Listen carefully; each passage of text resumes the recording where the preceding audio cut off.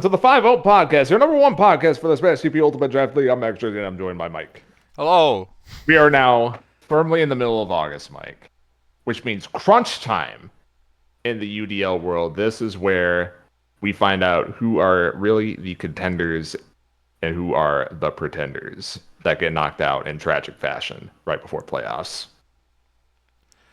Yeah, especially when you have 15 6-3 teams like we have now. Oh my gosh. It's I tough out there.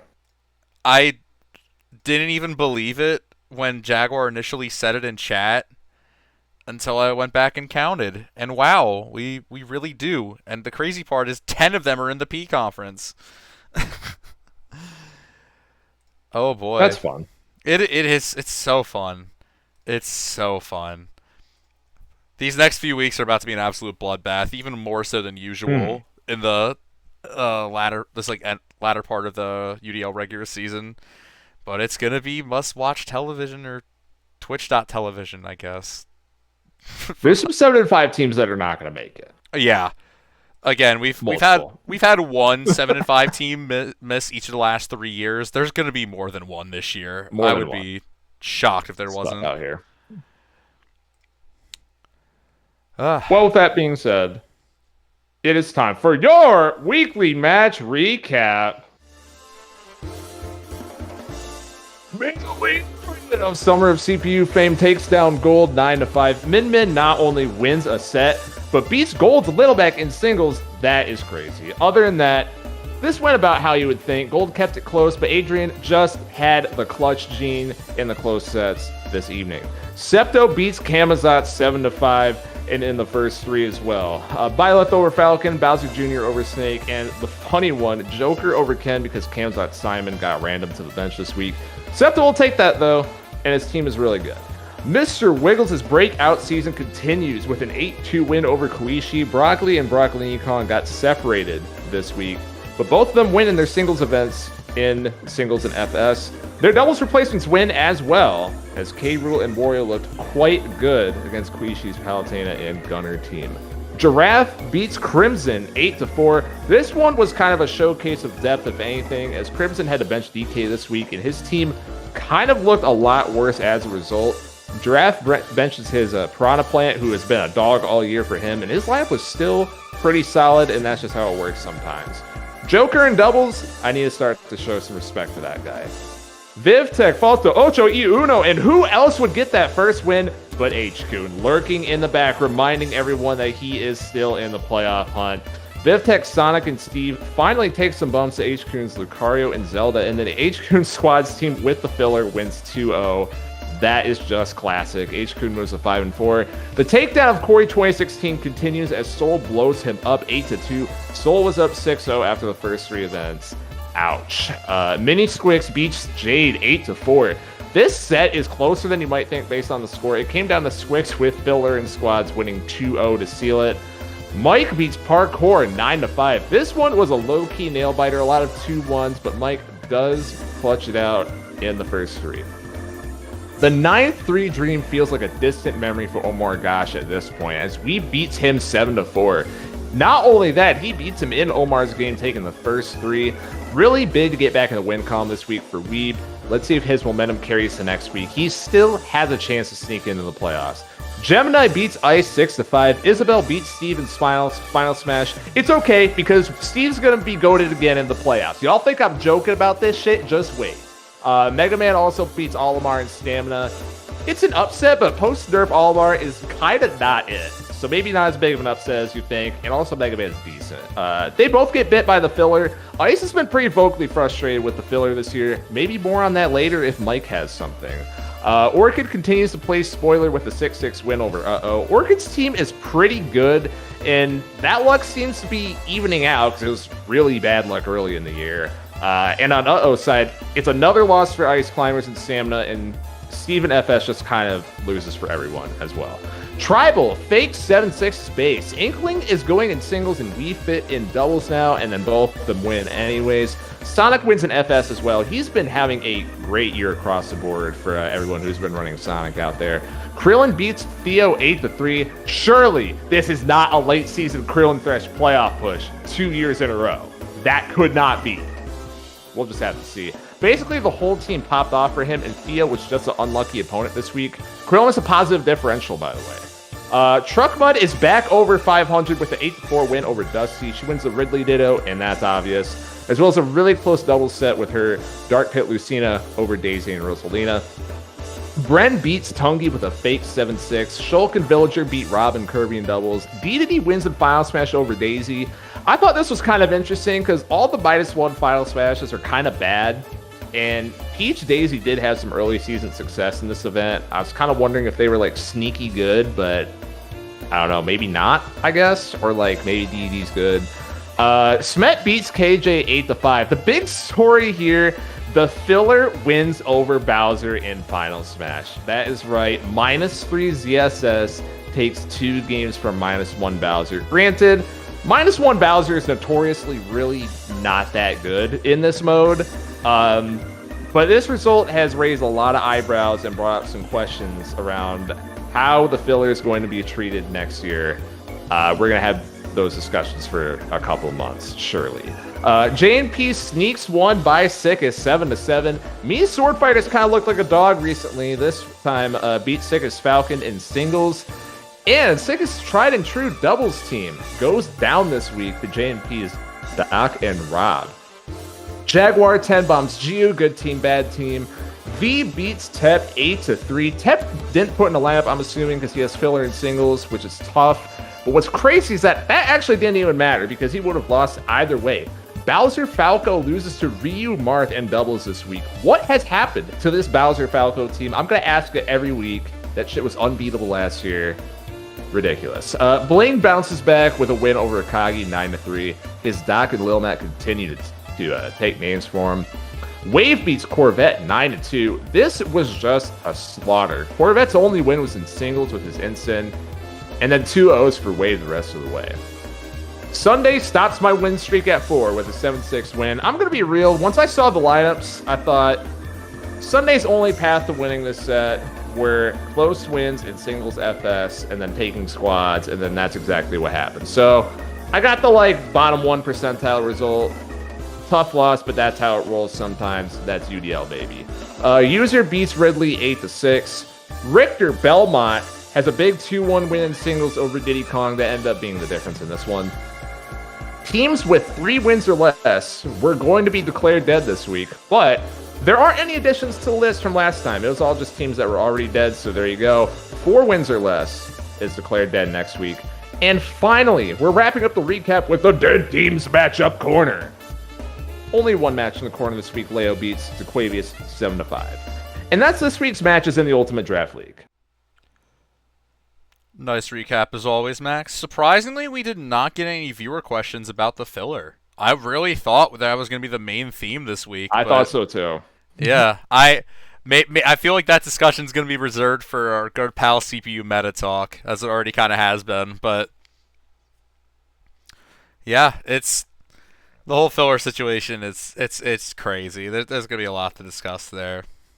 Just like how there's a lot to discuss with these divisions right now. Let's get into it. Starting off with the Vent division. As you heard earlier, VTech finally takes his first loss this season, but he's still well in the driver's seat here. Still 8-1 overall. Literally the only team above 6-3 right now. 5-1 conference. He's 32 differential. He's still cruising. But this does provide the opportunity to Giraffe to potentially make things interesting with his week 12 bout with VTech, provided he gets a little bit of help in these next 2 weeks from the pair of Smet and Corey. Speaking of Smet, there's a 3-way tie for 3rd through 5th in this division right now between HKun, Crimson, and Smet. It's going to be really interesting as HKun has not played either of those two yet. Those are his last 2 division matchups in weeks 11 and 12. Those are going to be must watch.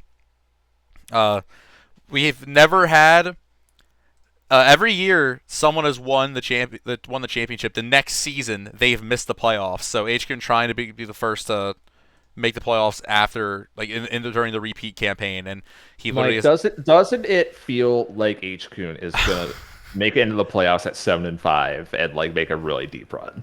it wouldn't be as bad as the 6-6 run. I'll tell you that. Oh man, he does have a rough final three with Crimson Cement and then Soul this next week too. But yeah, he kind of reminded us all this If week. he wins all those, he's in a good spot. Oh yeah, absolutely. Speaking of Soul, moving on to the Fish division. User and Soul just continuing to find momentum at the right time right now. Beating up on Corey did kind of help a bit, but I mean, both of them are 3-0 in the division right now, setting up for that huge Week 11 clash between the two of them. And speaking of Corey, if Corey somehow pulls off a run to the playoffs here, he really does have some voodoo devil magic going as well. No, like, he's super dead. He got buried the last 2 weeks. That's done. Finito. I know. I swear, if he somehow beats VTech this next week, that's like, oh jeez, man. But yeah, it's looking That done would for be him. insane. That would be nuts. VTech has already said that he is planning on benching his Aegis for that match, so I don't know. That is tough if he loses after each other. Yeah. Holy shit. Oh man. And then just, what happened to Ice this season, man? It's looking rough. I genuinely, not even trying to like ham it up, I genuinely thought he was going to at least make it like very disturbingly close to the postseason, just as he always does in the second half of the season. But Gemini just pulling off the upset this week. Yeah, Mega Man over Olimar and Stamina is huge. I don't know. I thought about that too, like a couple weeks ago. I'm like, how is this team not good? I think he kind of got my squad's luck from last year, and plus he has the filler, so like he has double bad luck in squads, Yeah, right? it's rough. I mean, yeah, like you said, -1 Olimar definitely still not as great. He's not good. Yeah. He did win a player tourney. Still, He -1 Olimar did win a player tourney, and it was a pretty decently big one too. So that was still a pretty huge win for Mega Man, honestly. A character who's never really shown anything off in Stamina that much. So that's just rough. Moving on to the Soup division. This is the first of 3 divisions that have a trio of 6-3 teams atop them. Koichi is not leading this division for literally the first time this season. Tribal has just snatched that spot right up this past week, leading the charge with the 5-1 conference record, the 3-0 division so far. How long can he hold on to it? Just looking ahead to see who he plays this next week. He does play V this next week, which, as we'll get to in the Baymax division next, that 2-7 record is honestly a little misleading. And yeah, again, like as we said before, leading into this season, it seemed pretty clear like Koichi and Tribal were going to be maybe not the only 2 contenders for this division, but they were very clearly going to be 2 of them.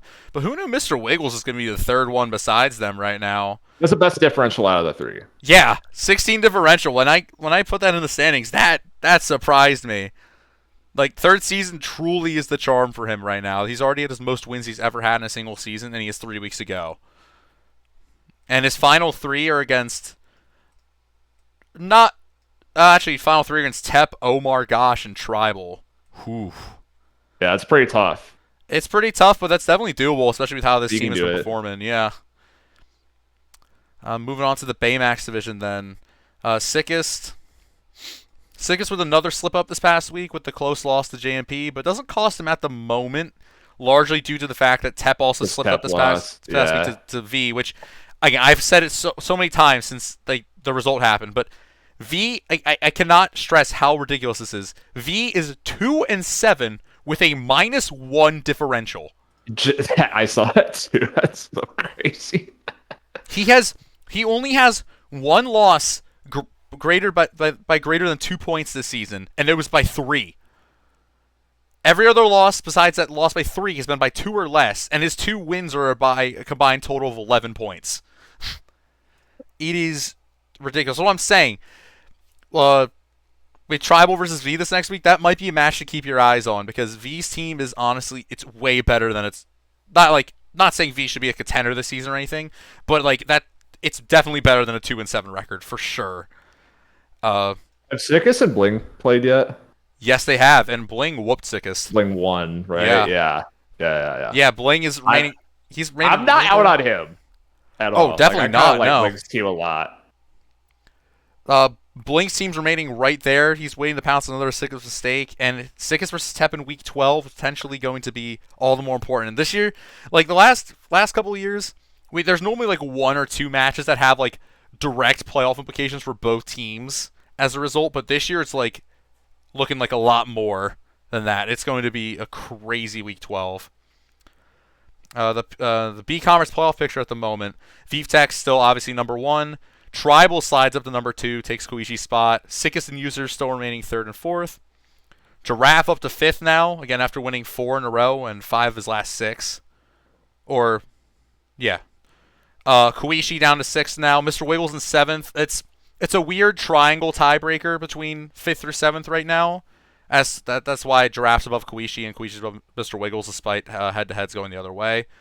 And then in 8th and 9th currently. Who knew? Like it not necessarily going to be winning the division or bust for Soul. He's in 8th currently, and H-Kun right there at the bottom seed at 9th. Which those two teams are playing each other this next week. That's huge. Oh, that is a big one. All right, moving on to the P Conference with the True Division. True. Squix's team is just refusing to lay down right now. Despite being a random team with filler, his team is just filled with absolute demons. He's actually currently in the number 1 seed in the P Conference. It's nuts. Jaguar, nice rebound week this week. Nice 10 bomb. It's a good win to build momentum as we enter this final quarter of the season. Has a big match with Orchid coming up this next week. That's going to be massive. Mm-hmm. And definitely it feels bad, man, for Jade and Max. Rough losses for sure, especially the latter. Sorry, Max. Yeah, I pretty much choked the division. Like Jaguar has to lose, like for no reason. He has to also choke for me to win the division. But it's definitely far from. I like my chances to make playoffs. So. Yeah, it's definitely far from season ending. It's going to make your match against Jade just all that more important in week 11, though. That's going to be a crazy one. So the pack starts to divide a little bit. 2 6-3 teams, 2 5-4 teams now, but still a lot to happen here in this division. Moving on to the Pain division, we got the second division with 3 6-3 teams atop of it. Gold remains unpunished for now, despite the loss to Adrian this week. But the week 12 showdown with it's going to be electric. It's hard to determine which one of these that I've listed so far is going to be like the main event that week. Obviously, we still have 2 weeks before then to determine it, but there's a lot of good candidates already. Adrian, despite this huge win over Gold, at least at the moment, is still on the outside looking in within the playoff picture. Yes, a 6-3 team is not in the top 9 in this conference. But still a huge, well-rounded team win over Gold, potentially keeping the season alive. And honestly, should we really start talking about Orchid?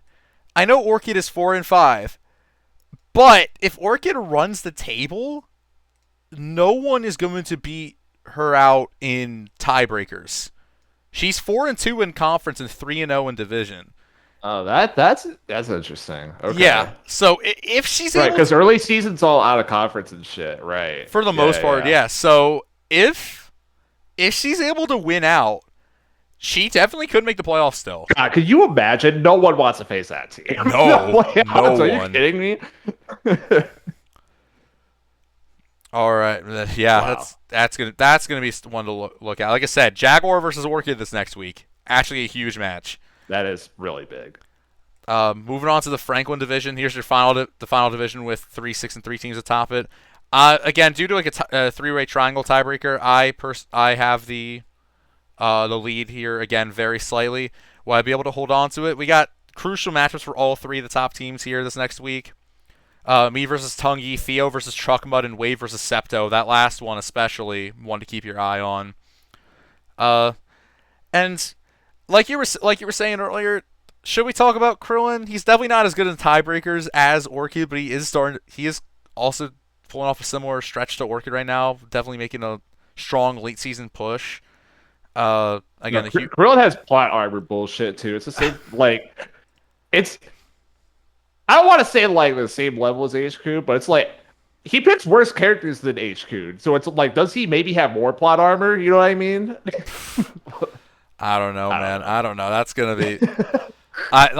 I'm just saying. I am a lot more scared to face him in week 12 now than I was a few weeks ago. Yeah.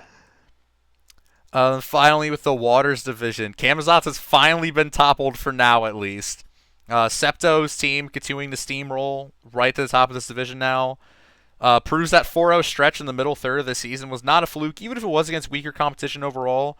Still got the win over Giraffe in that stretch and now win over Camazotz. Those are two very solid wins. His team's just firing on all cylinders right now. And as mentioned earlier with the crucial matchups between Franklin and Waters this next week, Truckmud versus Theo, another one to really keep your eye on. If she really realistically wants to keep her playoff dreams alive, Truckmud's really got to win that. She did have a very solid win this week against Dusty. Granted, Dusty is 1-8, but Truckmud's still like one of those 5-4 teams just waiting to pounce on these 6-3 teams here in the P Conference at the moment. Speaking of 6-3 teams, the P Conference playoff picture, Squix, like I said, is in number 1. Gold still retains his spot in number 2, barely. I'm up to 3rd this season, highest I've been now. Septo is now in 4th, again, taking over the division lead from Camazotz. 5th is Jaguar. 6th is Camazotz. 7th is Uh-Oh. Again, not really sliding down despite the loss. 8th is Theo, and 9th is Wave. And that is the divisional recap for this week. Very nice, Mike. I think the P conference is going to be it's really fun, especially because the very top of it is so like I mean no one's over 6-3, right? That was a recurring theme. Yeah. Like no one wanted to give themselves the lead. So like you could I mean Swix is the one seed in the conference. Like it's very I don't want to say like likely, but very possible that he just doesn't make playoffs and there's only 3 weeks left, which is nuts. Yeah, no team is safe here. It's terrifying, but also really hype at the same time. I just wish I was in the B conference. Oh, man. Is it time to get into some viewer questions? I would love that, Mike.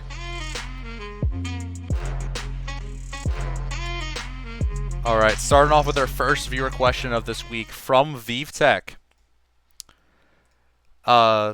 Speaking of playoff picture, ViveTech asks, who is the lowest record team that you still believe has a good shot at making the playoffs? Just talked about that. Krillin, Orchid.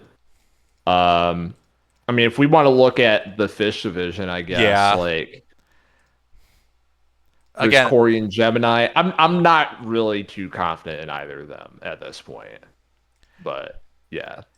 yeah, it's Orchid realistically, I say realistically, but it's a harder conference, so I don't know. Like Krillin, that's just a gut feeling. You know, there's no actual logic that's going into that, but it's just because it's Krillin Thresh. Krillin Thresh. That's just what he does. Yeah. I do find it really funny, even though it would take it's like astronomically low chance that like Ice still finds himself in the one division where 3-6 is not an absolute death knell for the division race at this point. But like he would literally need the winner of Soul versus User to lose their other 2 matches. Which like I said, and Ice also still needs to win out too, so it's like I don't know. It's that whole situation is really funny. But yeah, no, I think Orchid and Krillin are definitely the two pretty clear picks for this. Then moving on to Jaguars question. It's been a while since we've brought up the Rookie of the Year discussion. Which rookie teams have the best shot at making the playoffs, and who has impressed you? You know what's funny? The last time this question got asked, it was Giraffe and Septo, and I think it's still them. Oh yeah, absolutely. Picking between them is like impossible. I think I'd go with Giraffe more Septo's so. team's really good, but yeah, I think so too. If we were giving out a Rookie of the Year award right now, I would definitely lean more towards Giraffe, mainly because Septo has been doing like the kind of like Mr. Wiggles, where he's like been like half random teams, half actually putting lineups, while Giraffe has been putting a lineup in every week. So I think I would give the nod to Giraffe for that, even though Septo did win the head-to-head. So maybe I actually now I literally just reminded myself of that fact mid-recording. I don't know actually, but yeah, those two have definitely Going to been. revisit the last 3 weeks. I mean, actually, Squix is right there too. I forgot about Squix. Squix is a rookie. In UDL, yeah. Yeah, and UDL. Yeah, yeah. So yeah, Switch is certainly in the conversation too. Same record as both of them. Mm-hmm. And I mean, those three are like the only three with a really strong chance to make the playoffs, right? Is there any other rookie teams I'm forgetting here? Or I think that's it. Yeah, I think that's it too.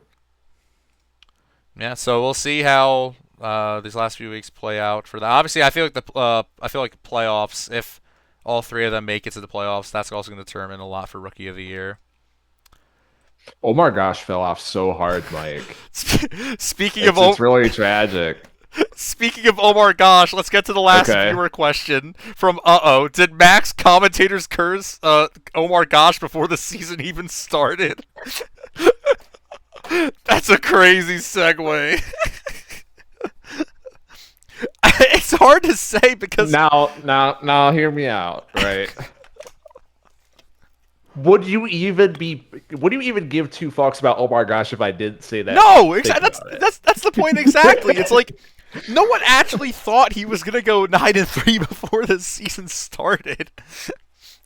I'm gonna be real. Like I thought when I saw that a person named Omar Gosh signed up, who was never signed up for any other Smash GPU event, I thought he was gonna be like how Dusty has been, like 1-8, 2-7. The fact that he was 4-2 at some point is like, oh, jeez, what? I think this would be a fun exercise if anyone wants to dig through all of these VODs. Like, keep a tally of every time that I drop a hot take, how many times I'm right and wrong. I would bet you it's like very close to 50-50. It probably is. There's just no correlation. You have definitely made some hits, like Me Brawler being like the best in stamina in 2023, but then you've also had... it was early on that. But then you also had Omar Gosh, the 9-3 lock. Dude, it was looking real until it wasn't. Seriously. 2 weeks. No, honestly, like he's like, oh shoot, Omar's 4-2. He has wins over H-Kun and Koichi at this point. What the heck? And Sickest. It's like, what the heck? Filler, man. Since there was no question, is that the last question? That was the last question. Yeah, we got through them quick. Okay, let's talk about the filler because no one had a question for it. All right, yeah, we'll do a little bonus segment here. Okay. Bonus segment about the filler. I'm sure we're gonna get questions about this last 3 weeks anyway, so not like super deep dive. Mm-hmm. Yo, that FS win is crazy. Like, that is fucking nuts. Like, I'm so low on Bowser and FS. Don't get me wrong. Like, I don't think that's a good win necessarily, but beating fucking anybody is ridiculous. That's why there's way too many like 2-0 with the filler in squads wins. Also, like I'd be tilted out of my mind if that happened in playoffs. Like no one's gonna use the filler in playoffs, right? Unless you're Squix, with a random lineup. Yeah, that's like I've been saying that if we do keep the filler for next year, which we're already kind of on the fence about, it's going to a level 1 character. I don't care, and also, it's a conundrum, Mike, because it's like there's been some crazy wins where it's like, how is that even possible? But then it's like, if you're like Ice, for example, what he was saying. I totally see this perspective because if you break out the numbers, it might as well theoretically it's an automatic loss, right? So for team building purposes, it's like the people that found success are for the most part, not 100% correlation. You didn't have a filler after the draft, or you did and you got rid of that shit ASAP. Because like people that have carried around the filler all season, that's been an anchor. Like even good teams, like that's screwed over Kuishi a couple times, for example, like come to mind. Mm-hmm. So it's I don't know. It feels like kind of nobody likes how it ended up right now, unfortunately. Like Yeah. I like it because I think it's better than the alternative of like last year, everyone having a super team. That was kind of boring. I still stand by that. Oh, for sure. Yeah. But The sour cap definitely this did is a the job. consequence of it, I guess. Yeah. It is also just crazy seeing how that I think speaking of Kuishi, HQ and Kuishi have both won sets and squads 3 times this season with the filler. Like Yeah. that's absurd. Yeah. Even if like you have like I think both of them have like paired the filler with like at least one character who is known to be able to take over Who's squads good. games, like Ridley, Little Yeah. Mac, or Kirby No, Meta Knight. HQ's been doing that strat on purpose. Mm-hmm. Like I think he just doesn't care. And it's kind of working, which is crazy. Yeah. Oh my gosh, this dang it filler. Smet was really just Oppenheimer about this whole situation. uh, I don't know if you know the full. I don't know if you even saw the full story. Yeah, drop this lore dump. I'm not totally familiar. So I uh I it's the first time I was getting back into recording for UDL for a while. Obviously, it took a little few week break. So I forgot to double check the list of matches that had already been recorded or claimed to be recorded by other people. Yeah. And I didn't notice that Tep had already recorded KJ versus Smet. Okay. It ended up being fine. We had a huge bullet dodge because it was literally it was like game counts within specific sets were different, but it was almost the exact same result. My version was 8-5 Smet. His version was 8-4. Both Smet and Tep said just to go with mine. Smet especially said mine, even though it was technically worse differential for him, just because he thought it was really funny that the filler win would be official then. So it's like fair enough. But yeah, it's I honestly I'm trying to I literally was there to watch it, and I'm just like thinking about it still now. Like, how the hell did -3 ZSS beat Bowser? Oh my gosh.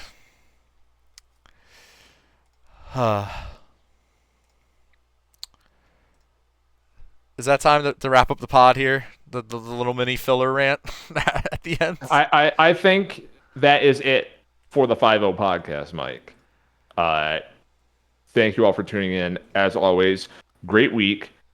3 weeks left. Everyone going to be shitting their pants. Yep. Every result, even if you're leading your division 6-3 in the P conference, if you lose, you might just not be in the playoffs next week. So good luck.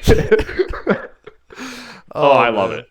And the crazy part, well, again, let me read off some of these matches we got to look forward to in week 10. We got HQ and Soul. We got VTech Corey. We got Crimson Ice. We got Smet User. We got Omar Bling. Mr. Wiggles versus Tep. Base versus Sickest. We got Jaguar Orchid. Mini Squix versus Uh-Oh. We got Jade versus Gold. Wave Septo. Theo Truckmud. Me Tungi. And that even then, there's a few more that honestly could. It's like I didn't even mention. They're still pretty solid on paper. If it wasn't going to be a 1 day shorter week than usual, I would consider doing 3 streams this week, but I think we're just going to stick with the 2. It's still just it's going to be must-watch television everywhere, folks. Get ready, be prepared, get into your shelters because bombs are about to be dropped this week. See you guys then.